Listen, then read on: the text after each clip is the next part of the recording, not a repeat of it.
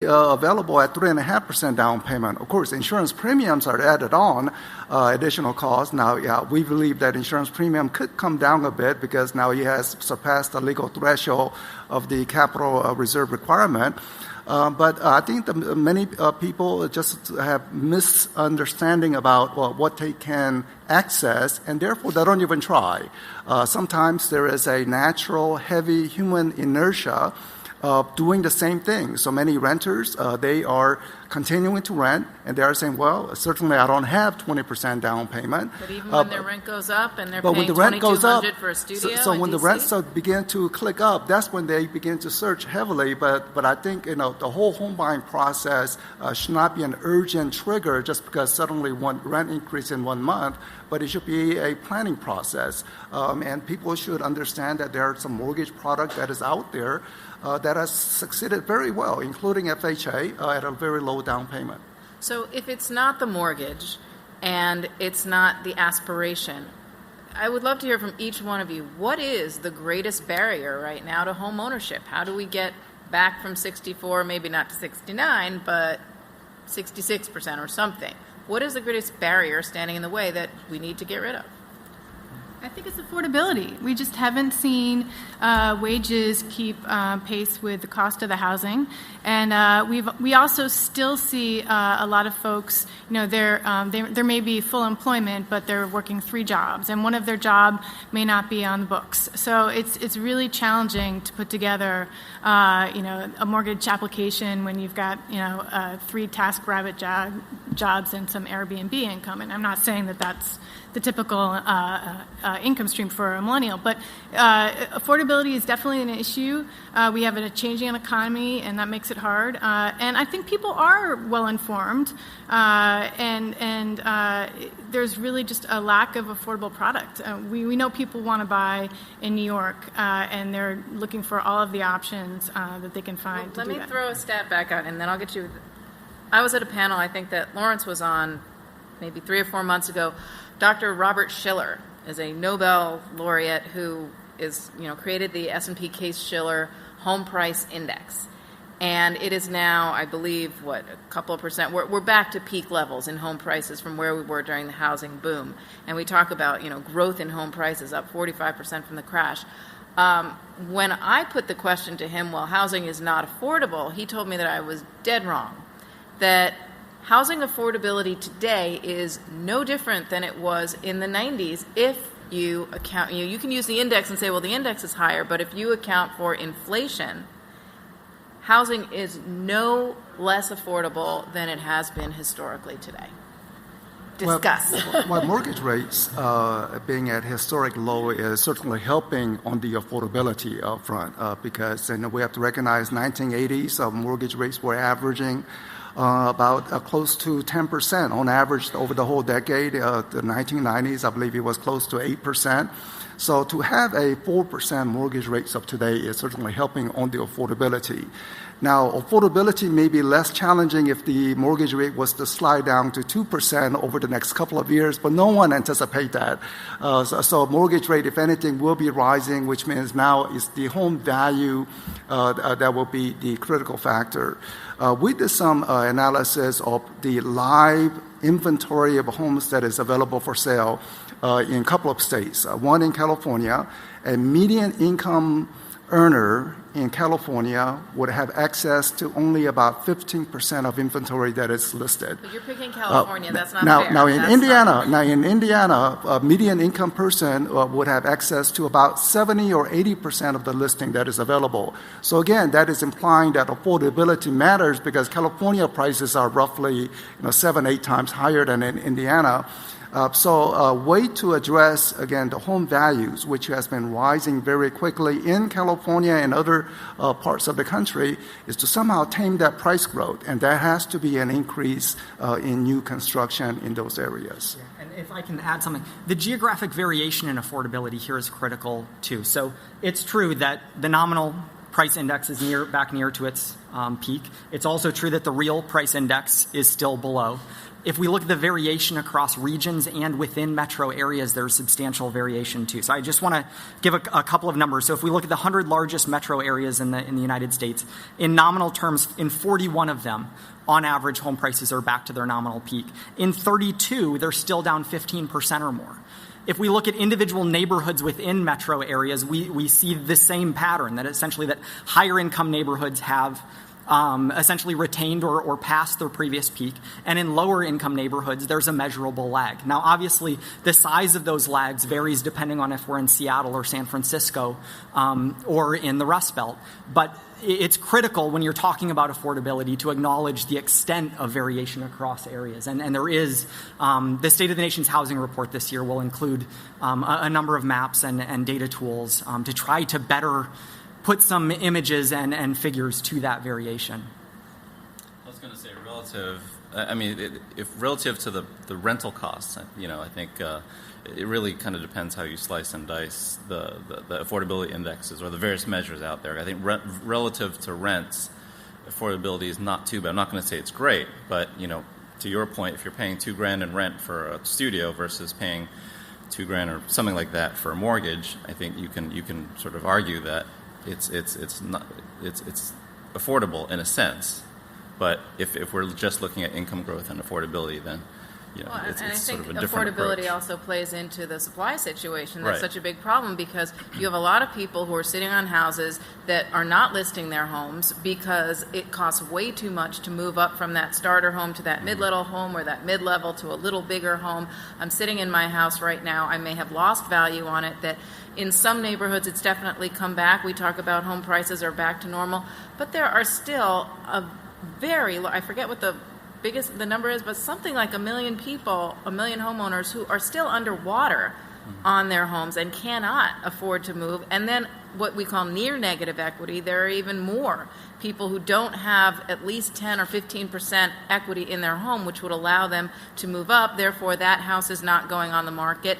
Even boomers who would downsize and rent that home, which would become a +1 in the supply side, they're not moving because they've lost money in their homes or because they don't want to sell and lose into the market.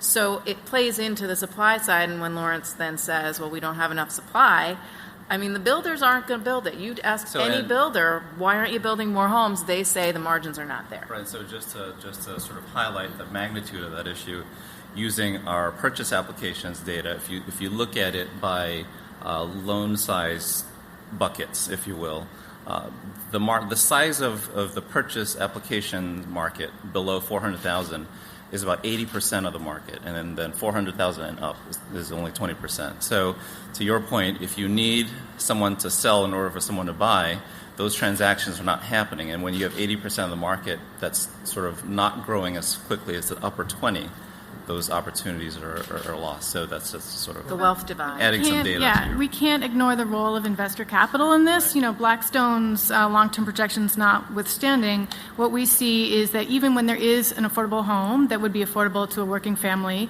who has good credit and who can get a mortgage, they get beaten at the stoop by somebody with a bucket of cash. And these are people that are looking to buy low, put a little bit of money and flip and get out. They're not looking for long-term, to hold properties long-term and be long-term landlords. They're really looking at housing as an investment and as a way to extract value. And it's very, very challenging if you're trying to build a neighborhood when you're constantly seeing properties flip and families can't afford to stay. So it's an issue that we have to grapple with as an industry. It's not apples to apples if you're having an investor compete with, a first-time home buyer, whether they be a millennial or from any other generation. It's just really challenging. I've been told I need to open it up to questions. I know you've got more to say. You want to say one more thing? Or go ahead. Okay. We have questions that are supposed to come up. There they are.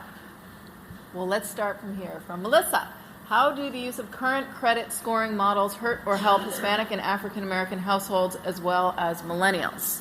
Who would like to take that? There are 40 million adults in America who don't have credit scores. they are credit invisible, and it's almost impossible to buy a home other than trying to save up 100% so they can buy all cash.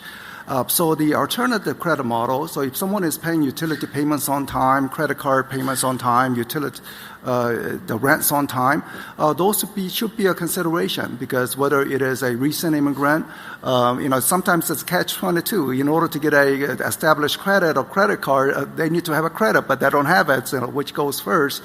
So I think we need to recognize there are a large number of adults who don't have any credit, and so trying to look towards alternative scoring method and have access, and even if it's a test pilot case, so just roll it out slowly, and if they are successful homeowners, then they can begin to expand more. I think to follow up with that is also people with who are self-employed or have alternate forms of income that may not be documented as clearly. So to add on to Lawrence's point, that sort of is another hindrance.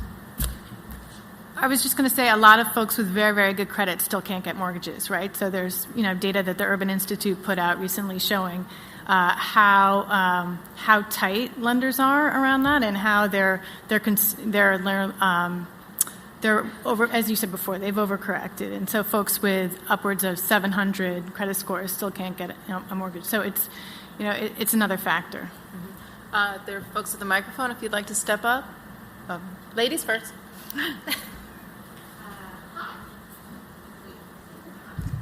Is it on? Oh, now you can hear me. I am a millennial that is looking to buy and am qualified to buy as of like a month or 2 months ago.